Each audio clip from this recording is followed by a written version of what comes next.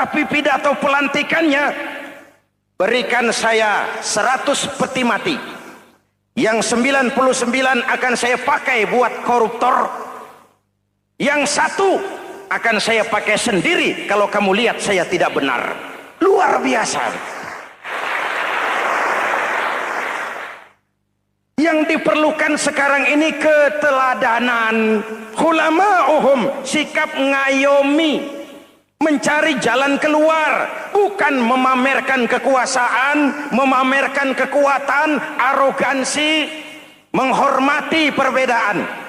Itu ciri demokrasi.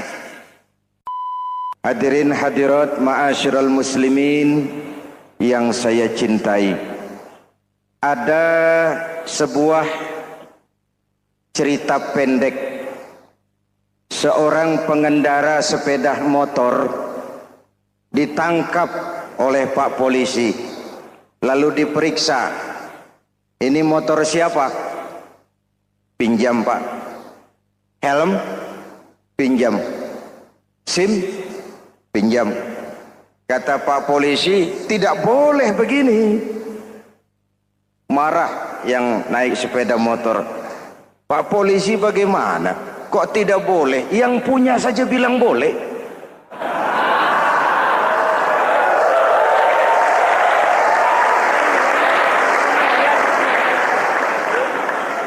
Cerita ini memberikan gambaran bagaimana masyarakat kita sekarang cenderung memboleh-bolehkan diri sendiri, melahirkan permissive society. Masyarakat serba boleh dengan ukuran sakarepe dewe. Itu sebabnya agama diturunkan. Dalam contoh yang indah, Rasul memberikan gambaran bahwa Islam ini bagaikan sebuah bangunan yang komponen pokoknya 5. Bunyal Islamu ala khamsin. Islam dibangun di atas 5 komponen pokok.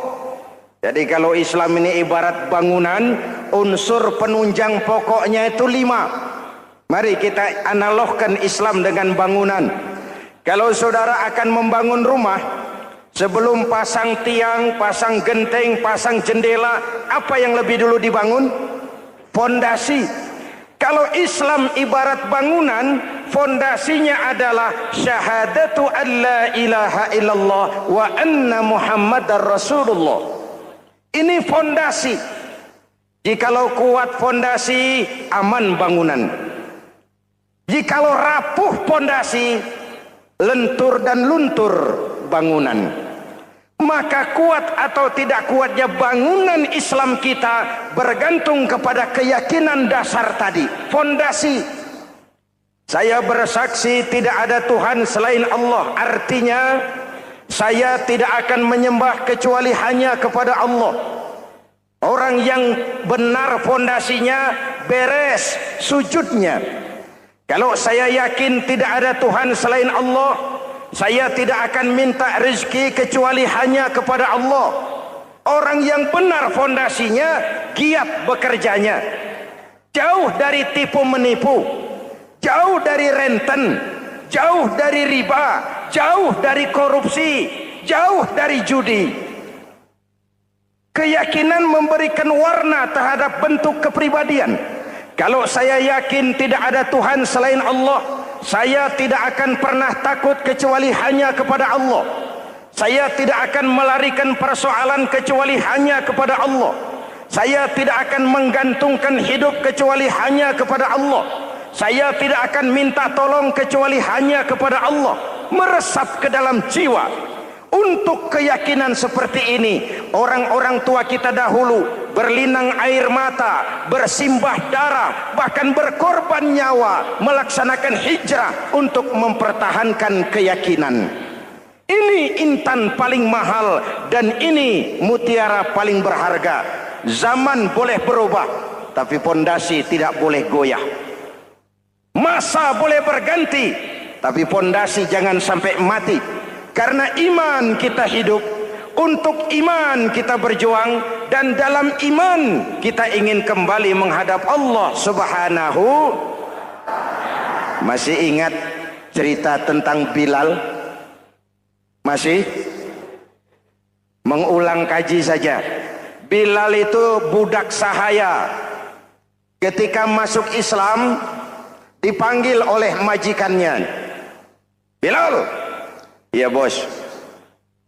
Saya dengar kamu masuk Islam ya? Iya bos.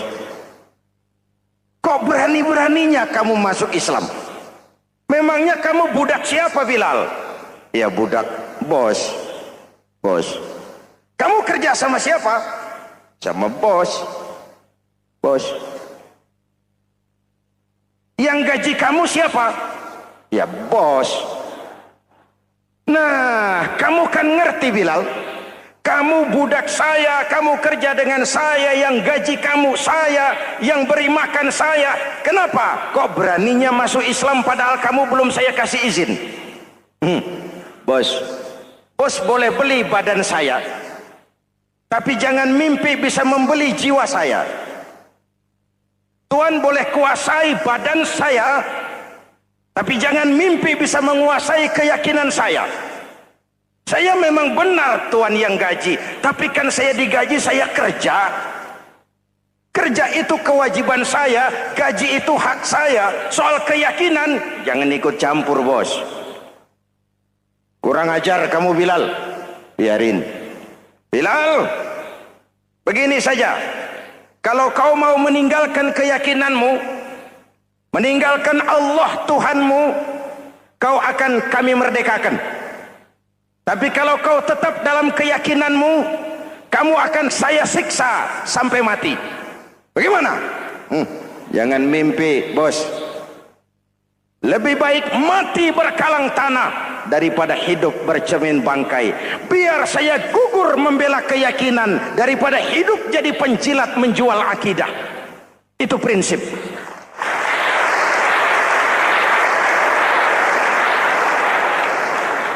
Gendeng kamu. Ayo, siksa.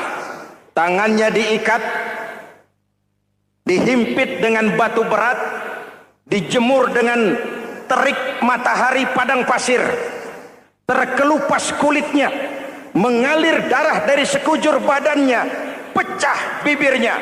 Ayo Bilal, tetap bertuhan Allah dan kau akan mati di sini, atau kembali ke agama lama, kau jadi merdeka. Dari bibir yang pecah itu cuma keluar Allahu Ahad. Bilal budak badannya, merdeka jiwanya, maka namanya ditulis dengan tinta emas dalam sejarah. Kita zaman sekarang merdeka badan kita, tapi sering budak mental dan jiwa kita, maka sejarah tidak pernah mau mencatat kita.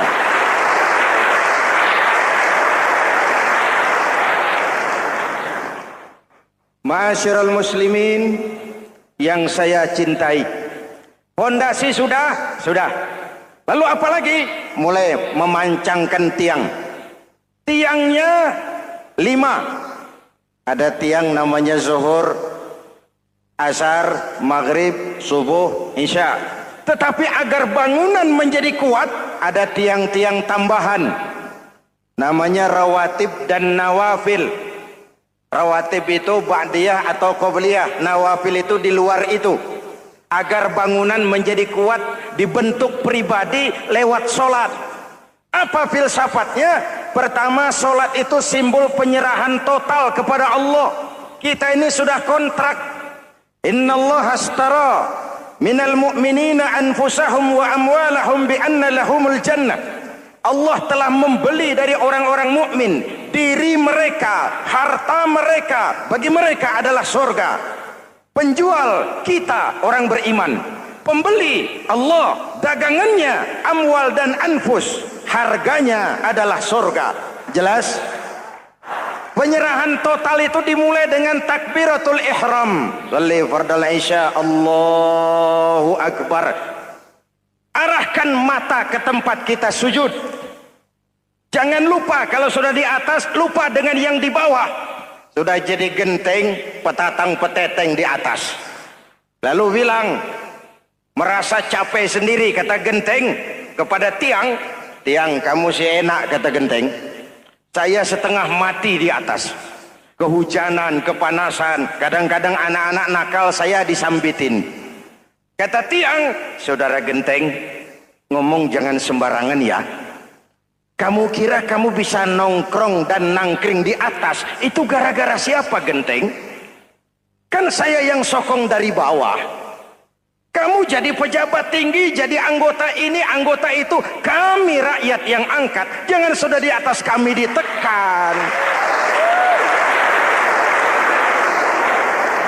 Jangan agama dijadikan topeng untuk kepentingan pribadi. Berpolitik untuk kepentingan agama, ayo. Tapi menjual agama untuk kepentingan politik, itu yang merusak agama.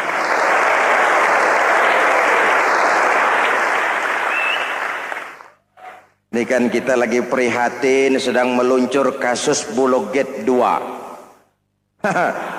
Innalillahi wa inna ilaihi raji'un. Kita lihat sajalah para petinggi kita sekarang bagaimana menyikapi hukum. Sebab saya dengar ada bargaining, orang takut teriak maling sapi karena DE maling wedus. Tidak berani teriak ada maling sapi karena dia maling kambing. Yang lain maling ayam, dikumpulin ternyata maling semua.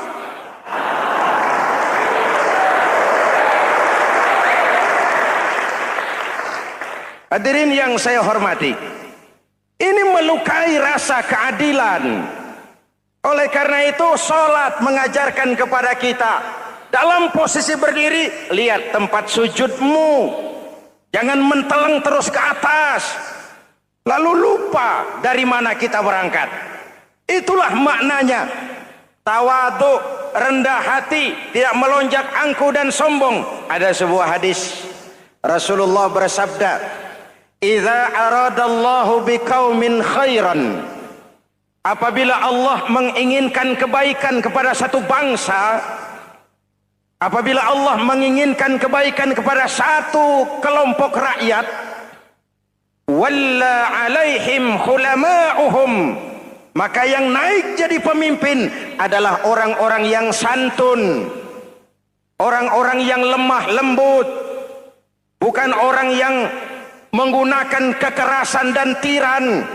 Sedikit-sedikit main pecat, itu terlambat lahir. Mestinya lahir di zaman Hitler, mestinya lahir di zaman Benito Mussolini, atau kalau mau lebih klasik lagi di zaman Fir'aun. Kalau Allah menginginkan kebaikan kepada satu masyarakat, satu bangsa, satu negara, naiklah orang-orang yang santun, yang ngayomi, yang menjadi solusi dan jalan keluar untuk kepentingan rakyatnya, mampu memberikan keteladanan.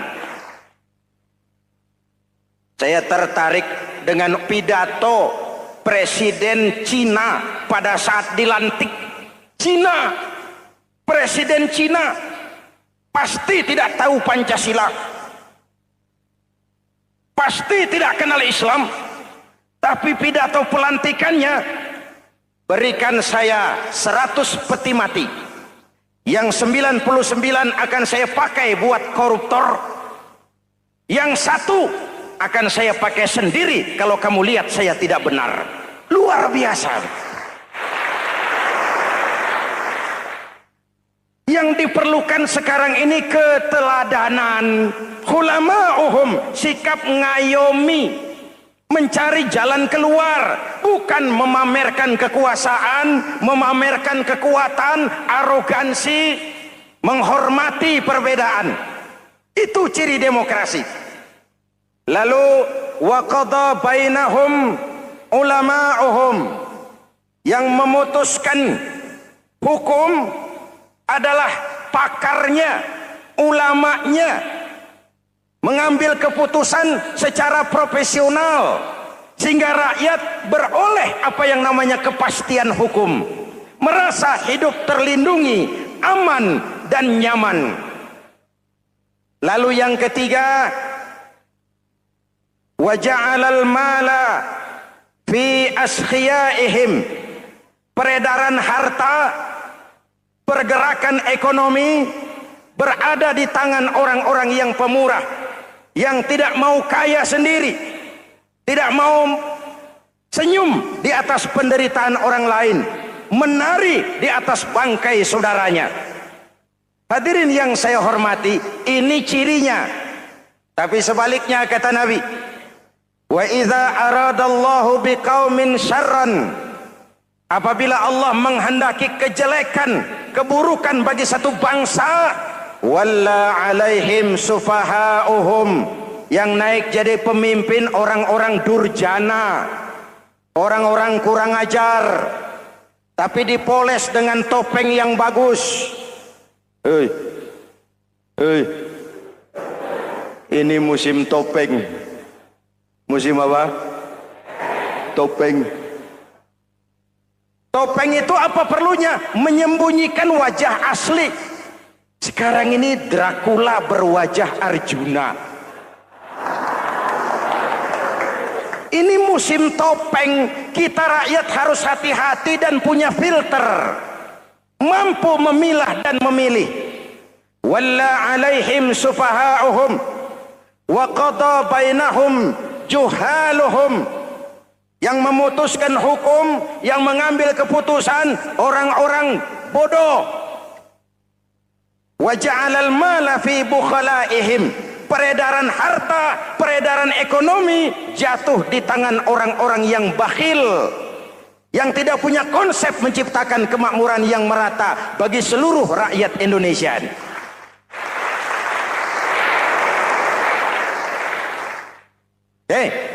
Kita kembali kepada tiang. Ini kan lagi cerita tiang tadi ya. Kalau sedang berdiri, lihat tempat sujud, jangan menteleng terus ke atas. Terserang penyakit tamak bin rakus alias serakah. Nah, selesai. Anggota badan yang paling terhormat ini kepala. Ketika sujud, sama rendahnya dengan telapak kaki. Allahu Akbar, yang besar cuma Allah. Apa bedanya saya dengan saudara? Tidak ada, kecuali saya ngomong saudara dengerin. Kita sama-sama beribadah, sama-sama mencari nilai tambah di hadapan Allah. Apa saya lebih penting dari saudara? Belum tentu. Apa saya lebih hebat dari saudara? Belum tentu. Perasaan lebih penting, lebih hebat, lebih jago setan.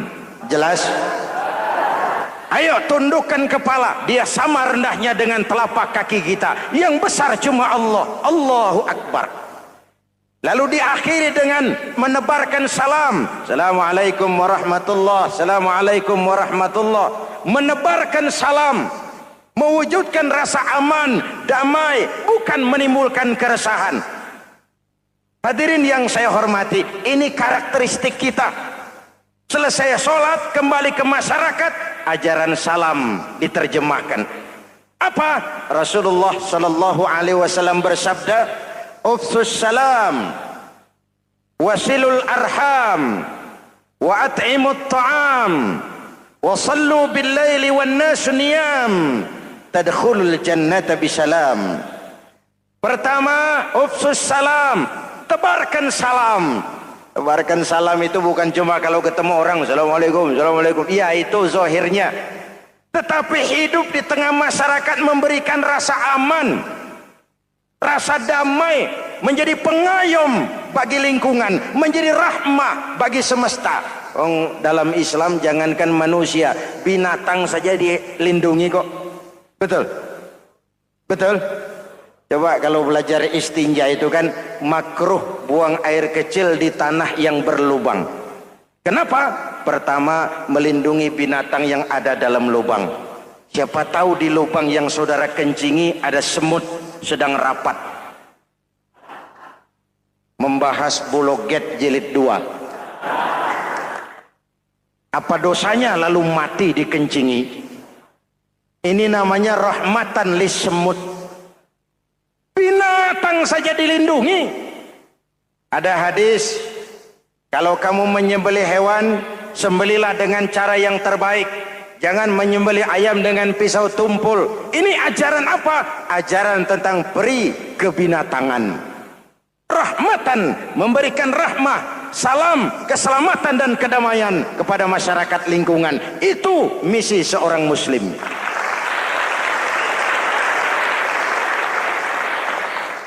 Hadirin hadirat ma'asyiral muslimin yang saya cintai, saya kembali kepada pesan Nabi tadi itu.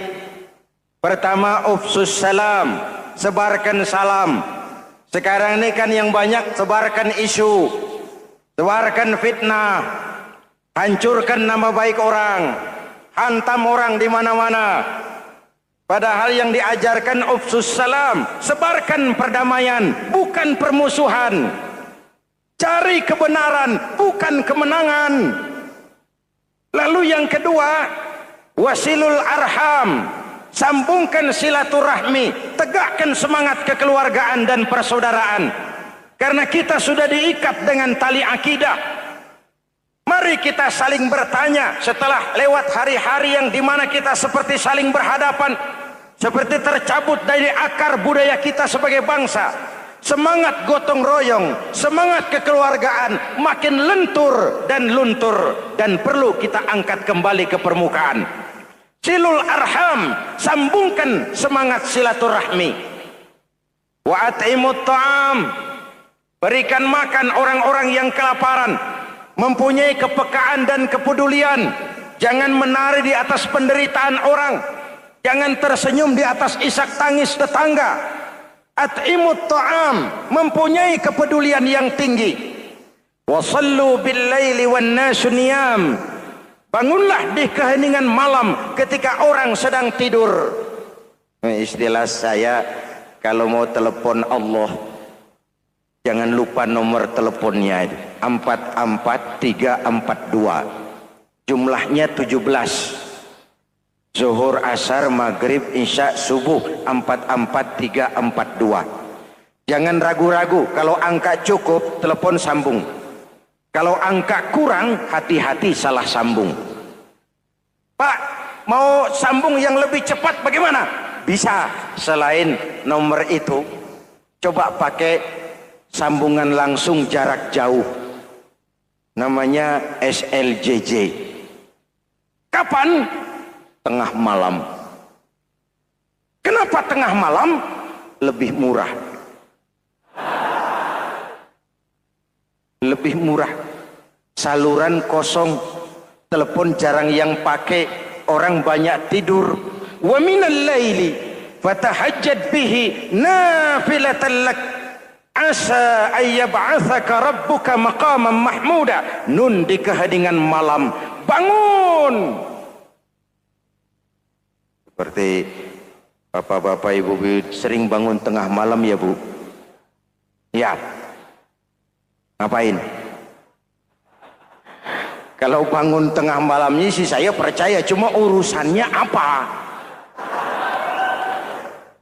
Kira bangun tengah malam mau tahajud, malaikat sudah mau nulis, cuma buang air kecil, tidur lagi. Hampir salah tulis saya.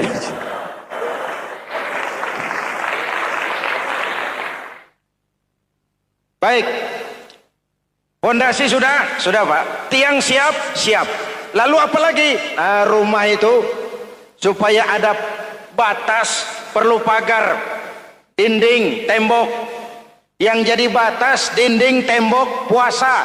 Asyamu junnatun, puasa adalah dinding, benteng yang menyelamatkan manusia jangan sampai menyentuh wilayah lain. Ada batas-batas dan norma yang diindahkan. Selesai, tembok, dinding, selesai. Pagar, selesai. Lah rumah itu supaya bersih, kan harus ada kamar mandi, jendela, pintu, yang fungsinya membersihkan zakat.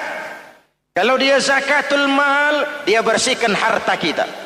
Kalau dia zakatul fitrah, dia bersihkan jiwa kita. Kalau dia zakatul tijarah, dia bersihkan bisnis kita. Kalau dia zakatul ma'adin, dia bersihkan barang tambang kita. Karena itu dalam kitab-kitab fikih dikatakan zakat itu adalah harta yang tu'khazu min aghniyaihim wa turaddu ila fuqaraihim. Kiai Haji Zainuddin Hamidi, atau dikenal sebagai Kiai Haji Zainuddin MZ. Beliau lahir pada tanggal 2 Maret 1952. Kiai Haji Zainuddin MZ adalah seorang pemuka agama Islam di Indonesia yang populer melalui ceramahnya di radio dan televisi. Julukannya adalah Dai Berjuta Umat, karena dakwahnya yang dapat menyentuh seluruh lapisan masyarakat. Dan ia pernah menjabat sebagai Ketua Umum Partai Bintang Reformasi, kemudian digantikan oleh Bursah Zarnubi. Kiai Haji Zainuddin MZ merupakan anak tunggal buah cinta pasangan Turmuzi dan Zainabun dari keluarga Betawi asli. Ayahnya yang pensiunan pegawai PLN adalah seorang yang taat beragama, sementara ibunya seorang ibu rumah tangga. Sejak umur 2 tahun, Kiai Haji Zainuddin MZ sudah ditinggal sang ayah. Untuk memenuhi kebutuhan hidupnya, sejak kecil Kiai Haji Zainuddin MZ sering membantu sang ibu untuk berjualan nasi uduk. Selama 6 tahun Kiai Haji Zainuddin MZ mengenyam pendidikan di bawah asuhan Kiai Haji Idam Chalid, ulama karismatik asal Kalimantan, sekaligus politisi ulung yang pernah menjabat sebagai Ketua MPR dan Ketua DPR pada periode 1971 sampai 1977. Kiai Haji Zainuddin MZ ini semakin dikenal masyarakat ketika ceramahnya mulai memasuki dunia rekaman. Kasetnya beredar bukan saja di seluruh pelosok Nusantara, tetapi juga ke beberapa negara Asia. Kiai Haji Zainuddin MZ pernah diangkat menjadi anggota Majelis Permusyawaratan Rakyat Republik Indonesia periode 1997 sampai 1999. Beliau pernah mengisi di suatu acara TV, seperti acara Tabligh Akbar Ramadan, Indosiar mulai dari tahun 2000 sampai tahun 2001. Acara TV pengantar sahur dan berbuka puasa, Indosiar, dari tahun 1999 sampai 2002. Dakwah puasa acara TV SCTV dari tahun 1991 sampai 2001. Kiai Haji Zainuddin MZ meninggal dunia pada 5 Juli 2011 dalam perjalanan menuju Rumah Sakit Pusat Pertamina karena serangan jantung dan gula darah. Ia meninggal setelah sarapan bersama keluarga di rumahnya Gandaria 1, Kebayoran Baru, Jakarta Selatan. Itulah biografi singkat dari beliau. Mari kita kirimkan Al-Fatihah untuk beliau, Kiai Haji Zainuddin MZ. Jikalau kuat fondasi, aman bangunan. Jikalau rapuh fondasi, lentur dan luntur bangunan. Maka kuat atau tidak kuatnya bangunan Islam kita bergantung kepada keyakinan dasar tadi, fondasi. Saya bersaksi tidak ada Tuhan selain Allah, artinya saya tidak akan menyembah kecuali hanya kepada Allah. Orang yang benar fondasinya beres sujudnya. Kalau saya yakin tidak ada Tuhan selain Allah, saya tidak akan minta rezeki kecuali hanya kepada Allah. Orang yang benar fondasinya, giat bekerjanya. Jauh dari tipu menipu, jauh dari renten, jauh dari riba, jauh dari korupsi, jauh dari judi. Keyakinan memberikan warna terhadap bentuk kepribadian. Kalau saya yakin tidak ada Tuhan selain Allah, saya tidak akan pernah takut kecuali hanya kepada Allah. Saya tidak akan melarikan persoalan kecuali hanya kepada Allah. Saya tidak akan menggantungkan hidup kecuali hanya kepada Allah. Saya tidak akan minta tolong kecuali hanya kepada Allah. Meresap ke dalam jiwa. Untuk keyakinan seperti ini, orang-orang tua kita dahulu berlinang air mata, bersimbah darah, bahkan berkorban nyawa, melaksanakan hijrah untuk mempertahankan keyakinan. Ini intan paling mahal dan ini mutiara paling berharga. Zaman boleh berubah, tapi fondasi tidak boleh goyah. Masa boleh berganti, tapi fondasi jangan sampai mati. Karena iman kita hidup, untuk iman kita berjuang, dan dalam iman kita ingin kembali menghadap Allah Subhanahu.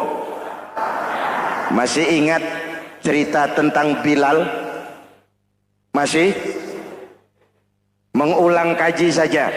Bilal itu budak sahaya. Ketika masuk Islam, dipanggil oleh majikannya. Bilal, iya bos. Saya dengar kamu masuk Islam ya? Iya bos. Kok berani-beraninya kamu masuk Islam? Memangnya kamu budak siapa Bilal? Iya budak bos. Bos. Kamu kerja sama siapa? Sama bos. Bos. Yang gaji kamu siapa? Ya bos. Nah, kamu kan ngerti Bilal. Kamu budak saya, kamu kerja dengan saya, yang gaji kamu saya, yang beri makan saya. Kenapa? Kok beraninya masuk Islam padahal kamu belum saya kasih izin? Bos, bos boleh beli badan saya, tapi jangan mimpi bisa membeli jiwa saya.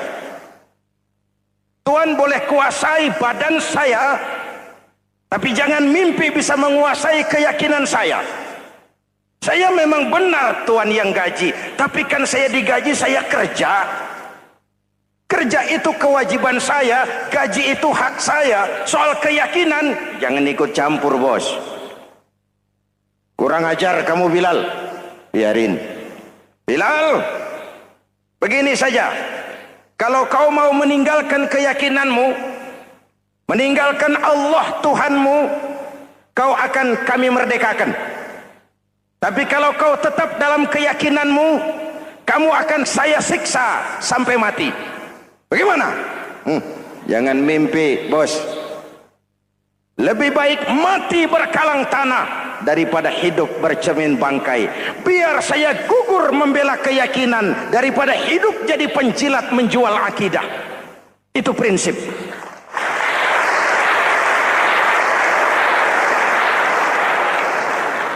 Gendeng kamu. Ayo, siksa. Tangannya diikat, dihimpit dengan batu berat, dijemur dengan terik matahari padang pasir, terkelupas kulitnya, mengalir darah dari sekujur badannya, pecah bibirnya. Ayo Bilal, tetap bertuhan Allah dan kau akan mati di sini, atau kembali ke agama lama, kau jadi merdeka. Dari bibir yang pecah itu cuma keluar Allahu Ahad. Bilal budak badannya, merdeka jiwanya, maka namanya ditulis dengan tinta emas dalam sejarah. Kita zaman sekarang merdeka badan kita, tapi sering budak mental dan jiwa kita, maka sejarah tidak pernah mau mencatat kita.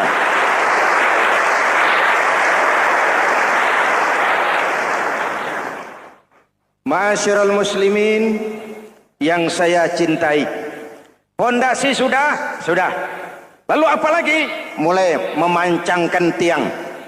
Tiangnya 5. Ada tiang namanya zuhur, asar, maghrib, subuh, isya. Tetapi agar bangunan menjadi kuat, ada tiang-tiang tambahan. Namanya rawatib dan nawafil. Rawatib itu ba'diyah atau qobliyah, nawafil itu di luar itu. Agar bangunan menjadi kuat, dibentuk pribadi lewat solat. Apa filsafatnya? Pertama, solat itu simbol penyerahan total kepada Allah. Kita ini sudah kontrak. Innallaha astara minal mu'minina anfusahum wa amwalahum bi anna lahumul jannah. Allah telah membeli dari orang-orang mukmin diri mereka, harta mereka, bagi mereka adalah surga. Penjual kita orang beriman, pembeli Allah, dagangannya amwal dan anfus, harganya adalah surga. Jelas? Penyerahan total itu dimulai dengan takbiratul ihram. Shalli fardal isya, Allahu akbar. Arahkan mata ke tempat kita sujud. Jangan lupa kalau sudah di atas, lupa dengan yang di bawah. Sudah jadi genteng, petatang peteteng di atas. Lalu bilang, merasa capek sendiri, kata genteng kepada tiang. Tiang, kamu sih enak, kata genteng. Saya setengah mati di atas. Kehujanan, kepanasan, kadang-kadang anak-anak nakal saya disambitin. Kata tiang, saudara genteng, ngomong jangan sembarangan ya. Kamu kira kamu bisa nongkrong dan nangkring di atas, itu gara-gara siapa genteng? Kan saya yang sokong dari bawah. Kamu jadi pejabat tinggi, jadi anggota ini, anggota itu. Kami rakyat yang angkat, jangan sudah di atas kami ditekan. Jangan agama dijadikan topeng untuk kepentingan pribadi. Berpolitik untuk kepentingan agama, ayo. Tapi menjual agama untuk kepentingan politik, itu yang merusak agama.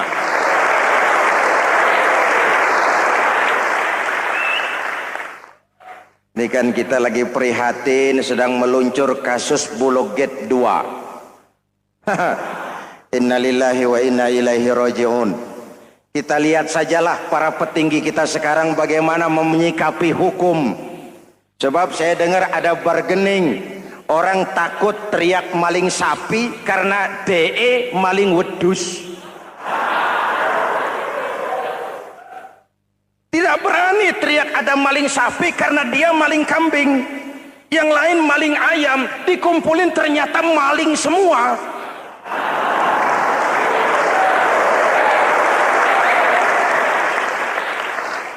Hadirin yang saya hormati, ini melukai rasa keadilan. Oleh karena itu sholat mengajarkan kepada kita, dalam posisi berdiri, lihat tempat sujudmu.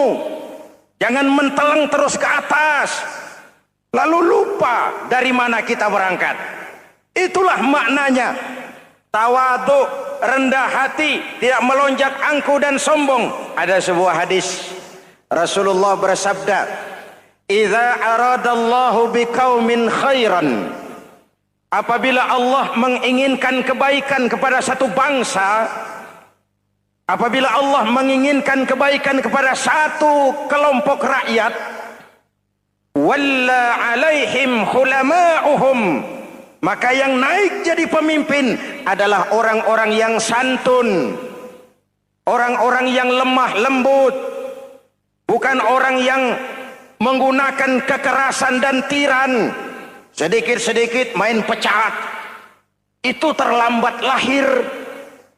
Mestinya lahir di zaman Hitler. Mestinya lahir di zaman Benito Mussolini. Atau kalau mau lebih klasik lagi, di zaman Fir'aun. Kalau Allah menginginkan kebaikan kepada satu masyarakat, satu bangsa, satu negara, naiklah orang-orang yang santun, yang ngayomi, yang menjadi solusi dan jalan keluar untuk kepentingan rakyatnya, mampu memberikan keteladanan. Saya tertarik dengan pidato Presiden Cina pada saat dilantik.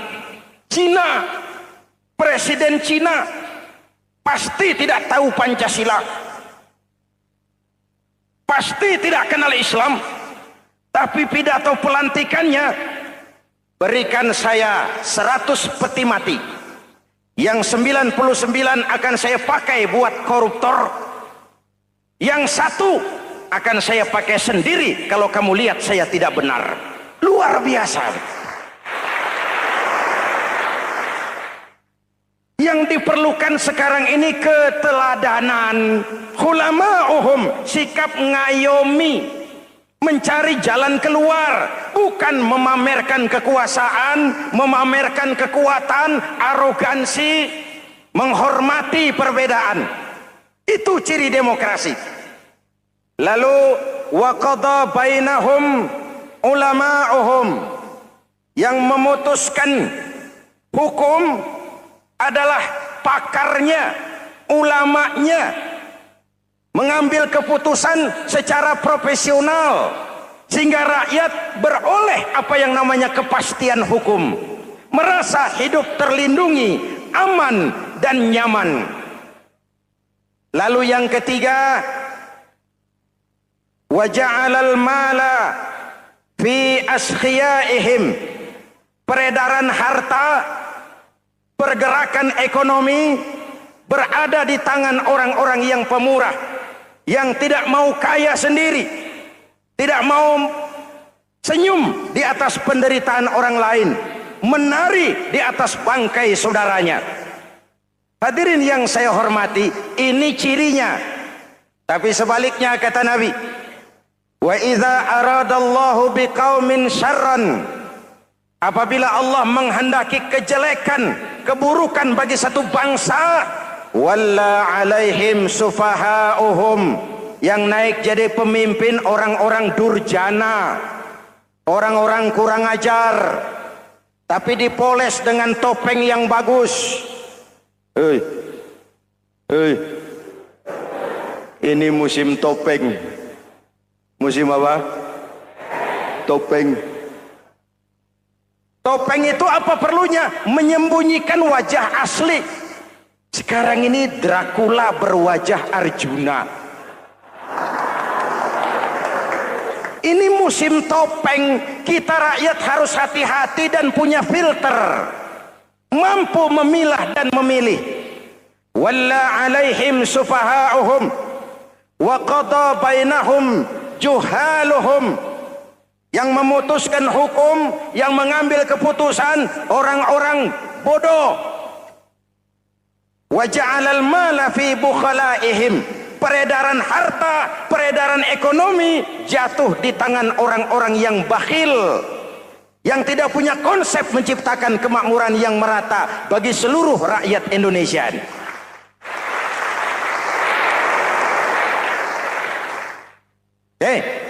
Kita kembali kepada tiang. Ini kan lagi cerita tiang tadi ya.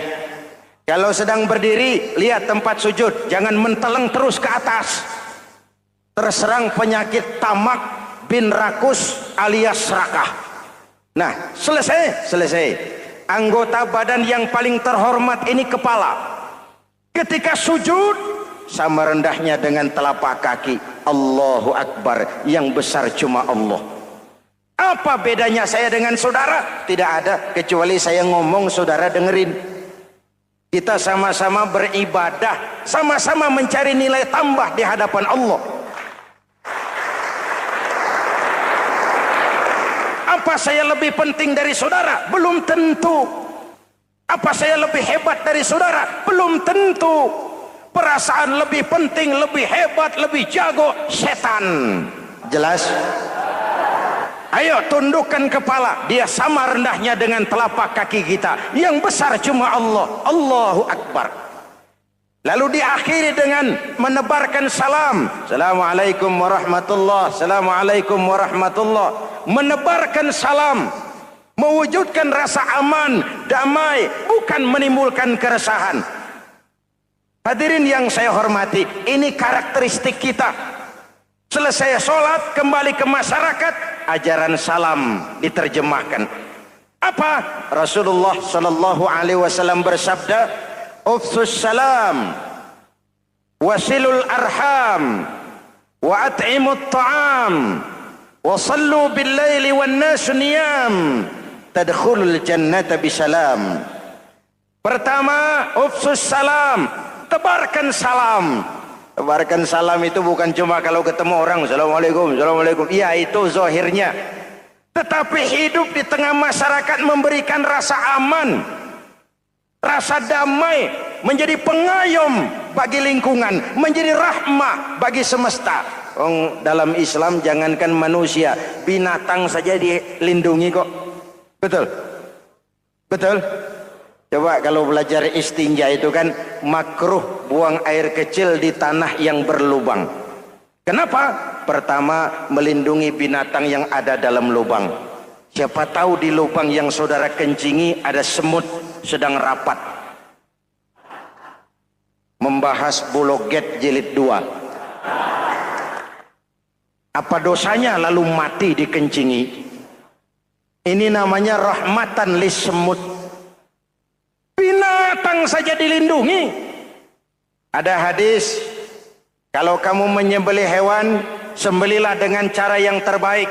Jangan menyembelih ayam dengan pisau tumpul. Ini ajaran apa? Ajaran tentang peri kebinatangan. Rahmatan, memberikan rahmah, salam, keselamatan dan kedamaian kepada masyarakat lingkungan. Itu misi seorang muslim.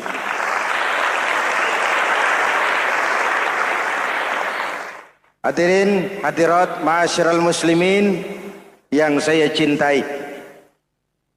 Saya kembali kepada pesan Nabi tadi itu. Pertama, ufsus salam, sebarkan salam. Sekarang ini kan yang banyak sebarkan isu, sebarkan fitnah, hancurkan nama baik orang, hantam orang di mana-mana. Padahal yang diajarkan ufsus salam, sebarkan perdamaian, bukan permusuhan. Cari kebenaran, bukan kemenangan. Lalu yang kedua, wasilul arham, sambungkan silaturahmi, tegakkan semangat kekeluargaan dan persaudaraan. Karena kita sudah diikat dengan tali akidah. Mari kita saling bertanya setelah lewat hari-hari yang dimana kita seperti saling berhadapan, seperti tercabut dari akar budaya kita sebagai bangsa. Semangat gotong royong, semangat kekeluargaan makin lentur dan luntur, dan perlu kita angkat kembali ke permukaan. Silul arham, sambungkan semangat silaturahmi. Wa at'imut ta'am, berikan makan orang-orang yang kelaparan. Mempunyai kepekaan dan kepedulian. Jangan menari di atas penderitaan orang. Jangan tersenyum di atas isak tangis tetangga. At'imut ta'am, mempunyai kepedulian yang tinggi. Wasallu bil laili wan nasu niyam, bangunlah di keheningan malam ketika orang sedang tidur. Istilah saya, kalau mau telepon Allah, jangan lupa nomor teleponnya itu 44342. Jumlahnya 17. Zuhur, asar, maghrib, isya, subuh 44342. Jangan ragu-ragu, kalau angka cukup telepon sambung. Kalau angka kurang, hati-hati salah sambung. Pak, mau sambung yang lebih cepat bagaimana? Bisa, selain nomor itu coba pakai sambungan langsung jarak jauh, namanya SLJJ. Kapan? Tengah malam. Kenapa tengah malam? Lebih murah. Lebih murah. Saluran kosong, telepon jarang yang pakai, orang banyak tidur. Wa minal laili fatahajjad bihi nafilatan lak asa ayyab'atsaka rabbuka maqaman mahmuda. Nun, di keheningan malam bangun. Seperti bapak-bapak, ibu-ibu sering bangun tengah malam ya Bu? Ya. Ngapain? Kalau bangun tengah malamnya sih saya percaya, cuma urusannya apa? Kira bangun tengah malam mau tahajud, malaikat sudah mau nulis, cuma buang air kecil, tidur lagi. Hampir salah tulis saya.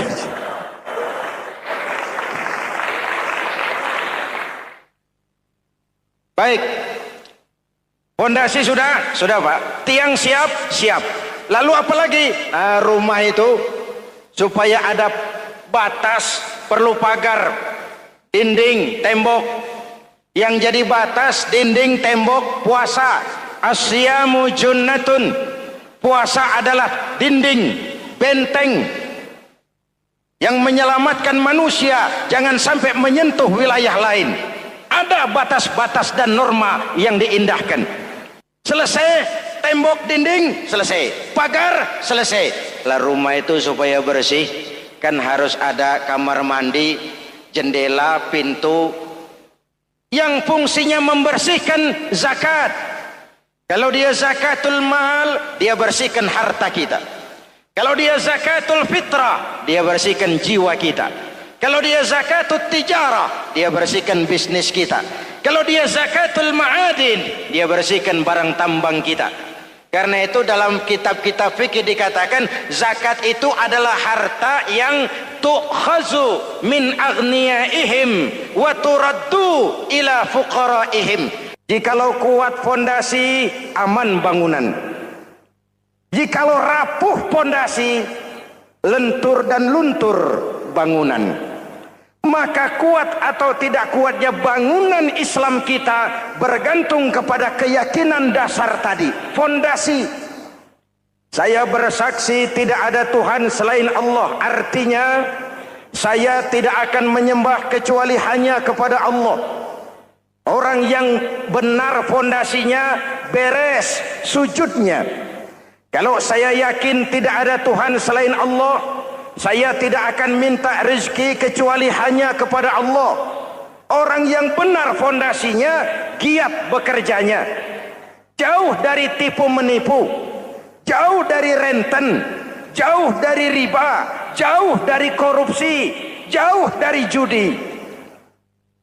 Keyakinan memberikan warna terhadap bentuk kepribadian. Kalau saya yakin tidak ada Tuhan selain Allah, saya tidak akan pernah takut kecuali hanya kepada Allah.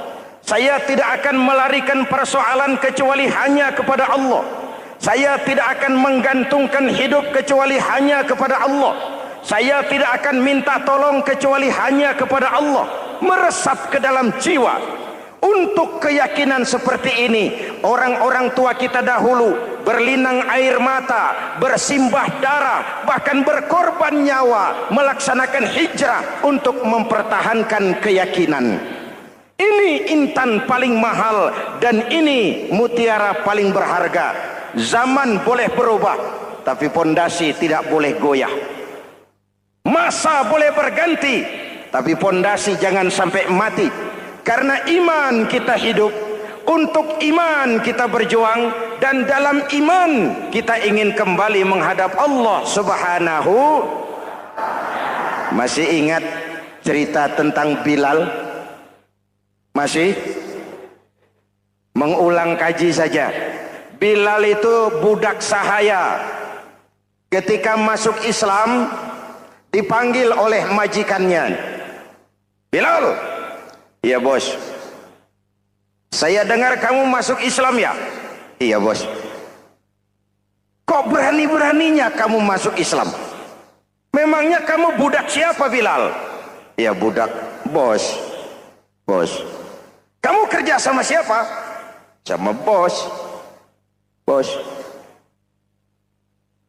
Yang gaji kamu siapa? Ya bos.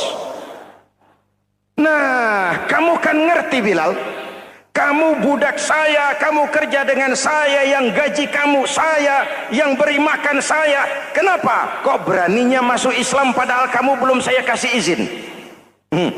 Bos, bos boleh beli badan saya, tapi jangan mimpi bisa membeli jiwa saya. Tuhan boleh kuasai badan saya, tapi jangan mimpi bisa menguasai keyakinan saya. Saya memang benar Tuhan yang gaji, tapi kan saya digaji, saya kerja. Kerja itu kewajiban saya, gaji itu hak saya. Soal keyakinan, jangan ikut campur bos. Kurang ajar kamu Bilal. Biarin. Bilal, begini saja. Kalau kau mau meninggalkan keyakinanmu, meninggalkan Allah Tuhanmu, kau akan kami merdekakan. Tapi kalau kau tetap dalam keyakinanmu, kamu akan saya siksa sampai mati. Bagaimana? Jangan mimpi bos. Lebih baik mati berkalang tanah daripada hidup bercermin bangkai. Biar saya gugur membela keyakinan daripada hidup jadi penjilat menjual akidah. Itu prinsip.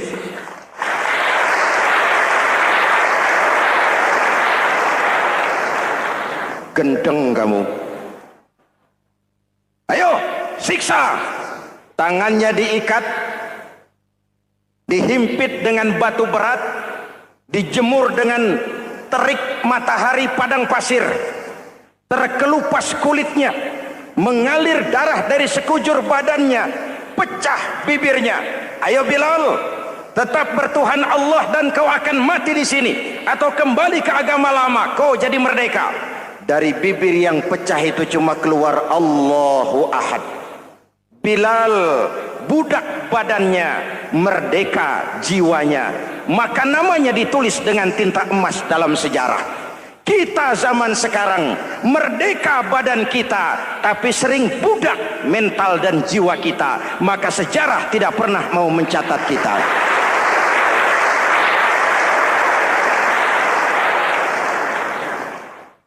Ma'asyiral muslimin yang saya cintai, fondasi sudah. Lalu apa lagi? Mulai memancangkan tiang. Tiangnya 5. Ada tiang namanya zuhur, asar, maghrib, subuh, isya. Tetapi agar bangunan menjadi kuat, ada tiang-tiang tambahan. Namanya rawatib dan nawafil. Rawatib itu ba'diyah atau qobliyah, nawafil itu di luar itu. Agar bangunan menjadi kuat, dibentuk pribadi lewat sholat. Apa filsafatnya? Pertama, sholat itu simbol penyerahan total kepada Allah. Kita ini sudah kontrak. Innallaha astara minal mu'minina anfusahum wa amwalahum bi anna lahumul jannah. Allah telah membeli dari orang-orang mukmin diri mereka, harta mereka, bagi mereka adalah surga. Penjual kita orang beriman, pembeli Allah, dagangannya amwal dan anfus, harganya adalah surga. Jelas? Penyerahan total itu dimulai dengan takbiratul ihram. Shalli fardal isya, Allahu akbar. Arahkan mata ke tempat kita sujud. Jangan lupa kalau sudah di atas, lupa dengan yang di bawah. Sudah jadi genteng, petatang peteteng di atas. Lalu bilang, merasa capek sendiri, kata genteng kepada tiang. Tiang, kamu sih enak, kata genteng. Saya setengah mati di atas. Kehujanan, kepanasan, kadang-kadang anak-anak nakal saya disambitin. Kata tiang, saudara genteng, ngomong jangan sembarangan ya. Kamu kira kamu bisa nongkrong dan nangkring di atas, itu gara-gara siapa genteng? Kan saya yang sokong dari bawah. Kamu jadi pejabat tinggi, jadi anggota ini, anggota itu. Kami rakyat yang angkat. Jangan sudah di atas kami ditekan. Jangan agama dijadikan topeng untuk kepentingan pribadi. Berpolitik untuk kepentingan agama, ayo. Tapi menjual agama untuk kepentingan politik, itu yang merusak agama.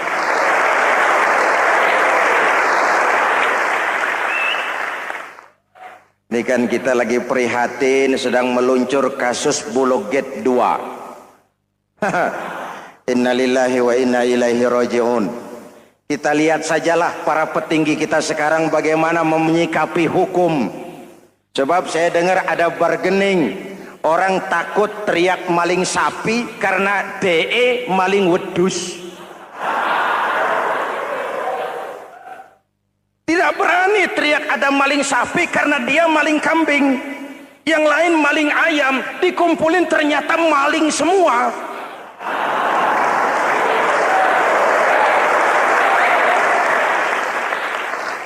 Hadirin yang saya hormati, ini melukai rasa keadilan. Oleh karena itu, sholat mengajarkan kepada kita, dalam posisi berdiri, lihat tempat sujudmu. Jangan menteleng terus ke atas, lalu lupa dari mana kita berangkat. Itulah maknanya tawadhu, rendah hati, tidak melonjak angku dan sombong. Ada sebuah hadis Rasulullah bersabda, "Idza aradallahu biqaumin khairan."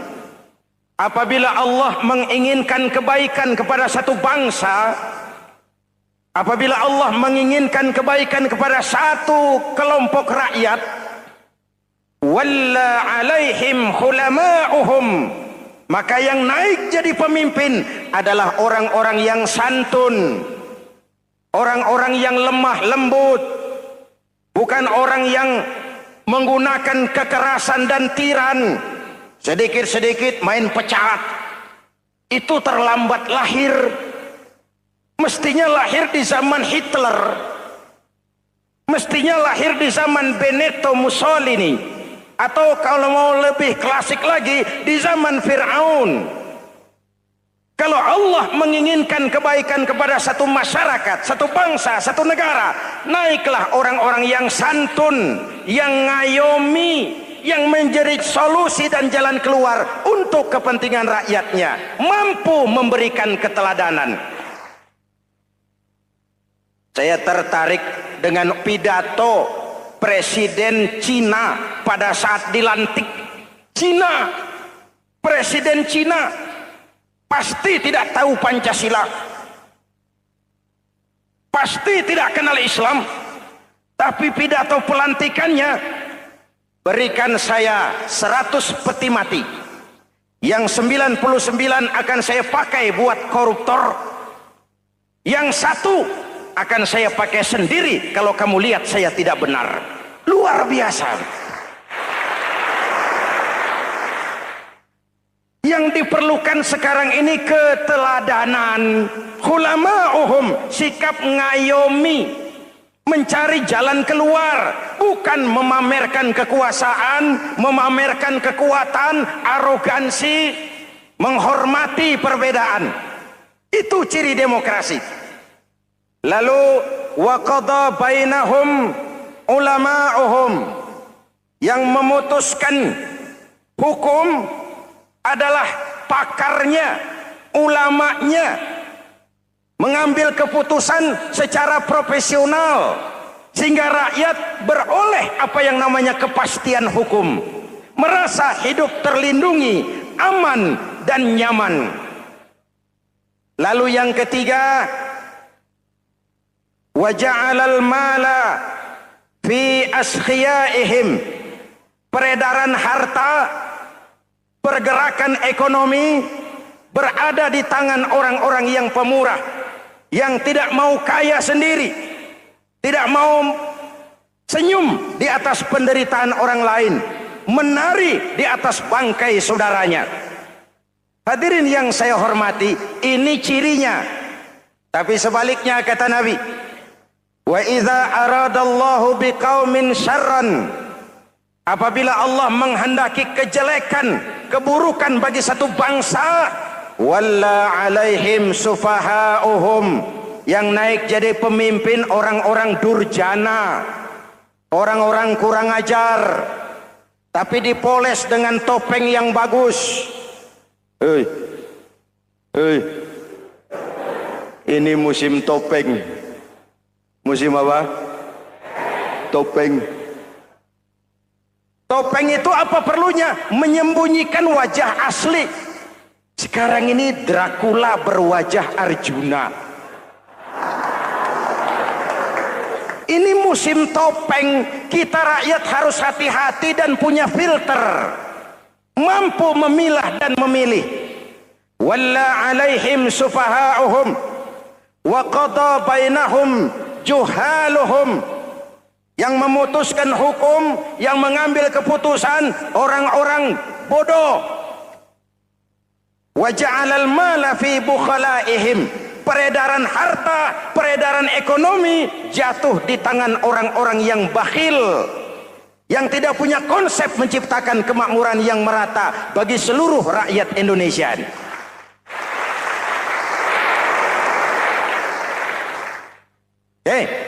Kita kembali kepada tiang. Ini kan lagi cerita tiang tadi ya. Kalau sedang berdiri, lihat tempat sujud, jangan menteleng terus ke atas. Terserang penyakit tamak bin rakus alias serakah. Nah, selesai. Anggota badan yang paling terhormat ini kepala. Ketika sujud, sama rendahnya dengan telapak kaki. Allahu Akbar, yang besar cuma Allah. Apa bedanya saya dengan saudara? Tidak ada, kecuali saya ngomong saudara dengerin. Kita sama-sama beribadah, sama-sama mencari nilai tambah di hadapan Allah.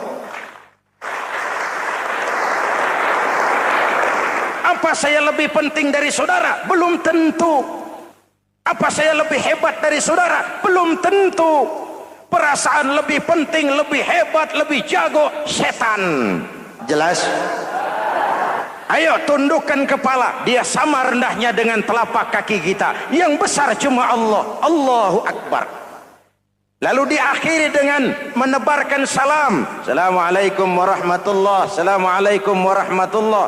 Menebarkan salam, mewujudkan rasa aman, damai, bukan menimbulkan keresahan. Hadirin yang saya hormati, ini karakteristik kita. Selesai sholat, kembali ke masyarakat, ajaran salam diterjemahkan. Apa? Rasulullah sallallahu alaihi wasallam bersabda, "Ufsus salam, wasilul arham, wa at'imut ta'am, wa sallu bil laili wan nas niyam, tadkhulul jannata bisalam. Pertama, ufsus salam, tebarkan salam. Tebarkan salam itu bukan cuma kalau ketemu orang, assalamualaikum, assalamualaikum. Iya, itu zahirnya. Tetapi hidup di tengah masyarakat memberikan rasa aman, rasa damai, menjadi pengayom bagi lingkungan, menjadi rahmah bagi semesta. Dalam Islam jangankan manusia, binatang saja dilindungi kok. Betul? Betul? Coba kalau belajar istinja itu kan makruh buang air kecil di tanah yang berlubang. Kenapa? Pertama, melindungi binatang yang ada dalam lubang. Siapa tahu di lubang yang saudara kencingi ada semut sedang rapat. Membahas Bologet jilid 2. Apa dosanya lalu mati dikencingi? Ini namanya rahmatan lis semut. Binatang saja dilindungi. Ada hadis, kalau kamu menyembelih hewan, sembelilah dengan cara yang terbaik. Jangan menyembelih ayam dengan pisau tumpul. Ini ajaran apa? Ajaran tentang peri kebinatangan. Rahmatan, memberikan rahmah, salam, keselamatan dan kedamaian kepada masyarakat lingkungan. Itu misi seorang muslim.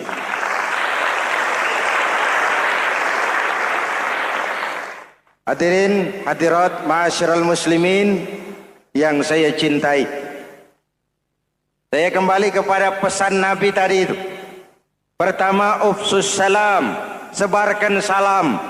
Sekarang ini kan yang banyak sebarkan isu, sebarkan fitnah, hancurkan nama baik orang, hantam orang di mana-mana. Padahal yang diajarkan ufsus salam, sebarkan perdamaian, bukan permusuhan. Cari kebenaran, bukan kemenangan. Lalu yang kedua, wasilul arham, sambungkan silaturahmi, tegakkan semangat kekeluargaan dan persaudaraan. Karena kita sudah diikat dengan tali akidah.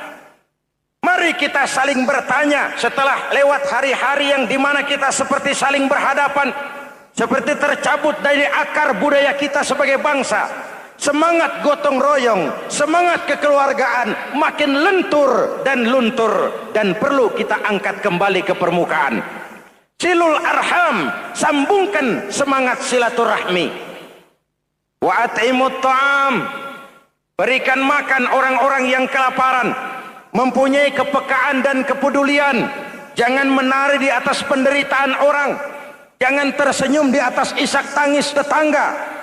At'imut ta'am, mempunyai kepedulian yang tinggi. Wasallu bil laili wan nasu niyam, bangunlah di keheningan malam ketika orang sedang tidur. Istilah saya, kalau mau telepon Allah, jangan lupa nomor teleponnya itu 44342. Jumlahnya 17. Zuhur, asar, maghrib, isya, subuh 44342. Jangan ragu-ragu, kalau angka cukup telepon sambung. Kalau angka kurang, hati-hati salah sambung. Pak, mau sambung yang lebih cepat bagaimana? Bisa, selain nomor itu, coba pakai sambungan langsung jarak jauh. Namanya SLJJ. Kapan? Tengah malam. Kenapa tengah malam? Lebih murah. Lebih murah. Saluran kosong, telepon jarang yang pakai, orang banyak tidur. Wa minal laili fatahajjad bihi nafilatan lak asa ayyab'atsaka rabbuka maqaman mahmuda. Nun di keheningan malam, bangun. Seperti bapak-bapak, ibu-ibu sering bangun tengah malam ya Bu? Ya. Ngapain? Kalau bangun tengah malamnya sih saya percaya, cuma urusannya apa? Kira bangun tengah malam mau tahajud, malaikat sudah mau nulis, cuma buang air kecil, tidur lagi. Hampir salah tulis saya.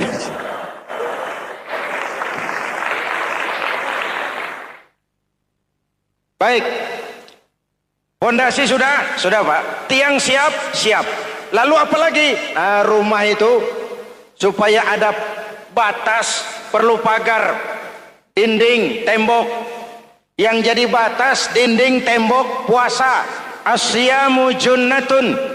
Puasa adalah dinding, benteng yang menyelamatkan manusia jangan sampai menyentuh wilayah lain. Ada batas-batas dan norma yang diindahkan. Selesai, tembok, dinding, selesai. Pagar, selesai. Lah rumah itu supaya bersih, kan harus ada kamar mandi, jendela, pintu, yang fungsinya membersihkan zakat.